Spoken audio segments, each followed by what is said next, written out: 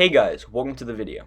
Today we're going to be talking about potential free agent landing spots for Logan Ryan, Jadeveon Clowney, and Everson Griffen. If you're new to the channel, please like and subscribe as it helps my channel grow, as well as stay to the end because I have some important news to share if you haven't heard already. I hope you enjoy the video.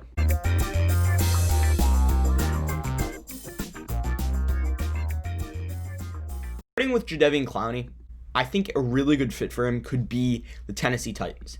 The Titans are definitely in the need for a pass rusher, and he could really just help out that defense. They did sign Vic Beasley in free agency. However, I think Clowney, he's known as a game wrecker. He's all over the field. He's physical. He's big. He gets to the football, and that's exactly what Tennessee needs. So what kind of player are they getting, or would they get in Jadeveon Clowney? Clowney, we've seen in the past, he's been dominant, especially in Seattle last season where he played there, as well as in Houston where he was drafted first overall in 2014. But the thing about Jadeveon Clowney that kind of worries me is that he's kind of like one of those players that has a big ego. And I don't know if I like that in an NFL locker room. So I don't know if he'd be a good fit in Tennessee, but I think he'd be a really dominant player. The thing is, Clowney, he's been asking for about $18 to $20 million on a contract. And the Miami Dolphins offered him something near to that number, as well as the Seattle Seahawks. They obviously both wanted him, but they decided that he's too expensive for, one, his production, and two, maybe his off-the-field issues in this big ego sort of way. No discredit to Clowney. He's a great football player, but I don't think teams want somebody that they don't want to feel like they're overpaying for. So I think Clowney, he'd be lucky to get about $10 million now. And I think for that reason, he wouldn't be signing a long-term contract. He'd be signing a short, maybe 1 year, 2 year deal. If Tennessee can get him on $10 million a year, that'd one be a steal, but I think they can even go lower than that. I think Clowney's going to be desperate. I don't know if he's going to want to sit out an entire year. For a defensive player to sit out an entire year, I think that's kind of drastic, just because defensive production can just fluctuate really, really rapidly. So you don't know how that's going to affect his contract value. However, I think Clowney could be just a really awesome fit in Tennessee, as I've said. I think he just fit into that system of just rushing the passer. They did lose Cam Wake this offseason. I believe they cut him just because his production wasn't what they wanted it to be. Also, he was a little bit older. As you know, we love Cam Wake here. But Clowney could just be a good replacement for him. But Clowney's even more than just an edge rusher. He's a linebacker do-it-all, and I think he could just be really, really, really solid in Tennessee. So now on to Logan Ryan. I think Logan Ryan could be a really good fit with the New York Jets, and here's why. So firstly, the Jets' defense, especially the secondary, is in shambles. Firstly, we don't really know what's going to happen with Marcus May or Jamal Adams, but those are safety, so that's not really Logan Ryan's position, so that's not really a concern. However, their corners with like Brian Poole and Pierre Desir, those corners are just not going to jump off the depth chart. They're not going to make a real change in that Jets defense, and I think that's where Logan Ryan comes in. Not only is Logan Ryan an efficient player, he's had 4 interceptions last year. He's always had a good amount of interceptions throughout his career. He's good ball skills, gets to the football. He's not a shutdown corner per se. He's not going to be that number 1, number 2 corner in the league, but he could be a number 1, number 2 corner on a bad football team with what the Jets are. And the thing is, Ryan is an above average corner in the NFL. And as I mentioned earlier, he's that championship pedigree. Therefore, he knows what it takes to get it done. He knows that winning mentality. Obviously, he was in New England before he was in Tennessee. And Ryan just knows what it takes to get it done, and that could really help the Jets organization out.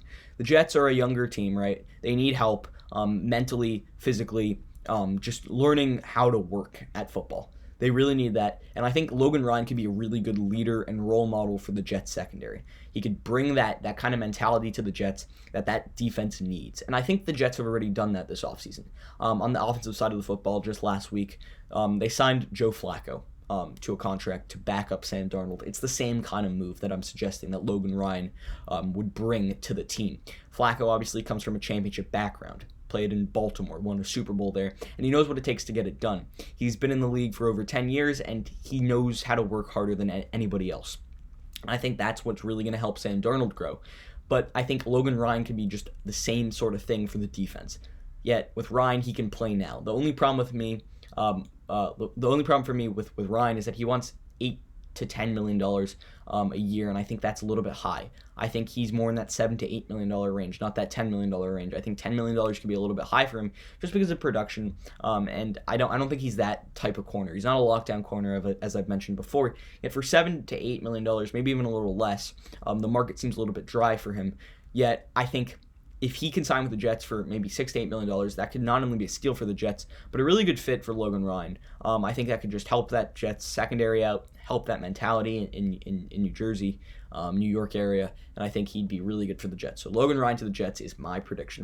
And finally, on to Everson Griffen. I'm kind of surprised that no team picked him up. I'm really surprised about that. He's a really solid pass rusher. Yes, he may be a little bit higher in age than other pass rushers that were available this offseason. He's 32. But Griffen is a four-time Pro Bowler. And he had 8 sacks last year, and he had 13 sacks 3 years ago. So the truth is, Everson Griffen he's a beast. He's a really good pass rusher, and he's a difference maker, and he can make a difference. However, I think for him to be a good fit with a team at that age, that team's going to be in Super Bowl win now mentality or a championship win now mentality. And I think a perfect team to do that would be the Dallas Cowboys. And I think they have a need at pass rusher too.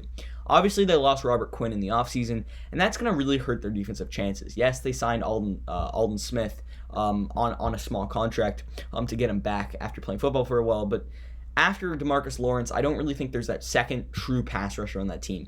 Robert Quinn's departure really left a hole there, and I think Everson Griffen would just be a perfect guy to fill it. The Cowboys have playmakers all over that defense with like Leighton Vander Esch, as I mentioned, DeMarcus Lawrence, as well as Jalen Smith. So I think adding another playmaker like that who can really make a difference, add another 8 sacks to that violent Cowboys defense, and I think that would not only help their playoff chances, but help their Super Bowl aspirations. So I think Everson Griffen to the Cowboys would be a really good fit. Now that you've finished watching the video, I want to urge you to like and subscribe. I really appreciate you watching. Also, I have some news, as I promised I'd share. I've been writing for a Buffalo Bills fan page, as well as the updog.com. These are 2 sports websites where I get to share my articles. And if you guys want to check out those articles, I've left a link to them in the description down below. As I've said, I hope you enjoy. And until next time, see ya. Who can really make a difference, add another 8 sacks to that violent Cowboys defense. And I think that would not only help their playoff chances, but help their Super Bowl aspirations. So I think Everson Griffen to the Cowboys would be a really good fit.